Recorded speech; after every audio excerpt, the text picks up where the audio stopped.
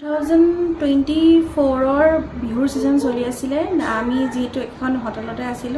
দাদা আমাৰ ওচৰলৈ আনিছিল অলপ খঙত আহিছিল আহি পেলাই মানে এটা ইস্যু ওলাইছিল যে পেমেন্টৰ লৈ পেলাই মেল সিঙ্গাৰৰ পেমেন্টক লৈ পেলাই ইস্যু ওলাতে তেতিয়া দাদা মানে খঙতে কৈছিল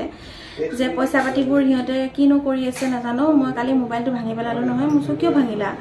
তেতিয়া হৰুতে কৈছিলে যে মোৰ 3 বছৰ হল হিয়তে একো হিচাপ দিয়া নাই আৰু 5 কোটি টকা মোৰ একাউণ্টত নাই তেনেকৈ কৈছিলে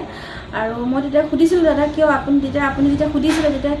তেতিয়া কি বুলি কয় চিধাকে তেতিয়া কৈছিলে যে কি খব একো নকয় কোট মই যেতিয়া খুজু তেতিয়া পইচা নাই বুলি কয় যে কোট কি কৰিলে মই পইচা নাজানো এনেকে বুলি কৈছিল মানে গটিকে সেই কথাটো দাদাই 2024 ৰ এপ্ৰিলতে গম পাইছিল পইচা খেলি মেলিটো যে কিবা এটা যে হৈ আছে অনুভৱ কৰিছিল দাদাই আৰু হেতু কাৰণে মোবাইলটো ভাঙি দিছিল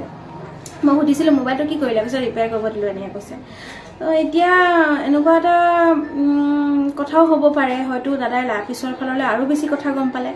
বা গুটেখিনি হয়তো গমও পাই গল আৰু গম পোৱাৰ পিছত হয়তো দাদাই কিবা ডিসিশনো ললে হয় হয়তো ষ্ট্ৰংলি কিবা এটা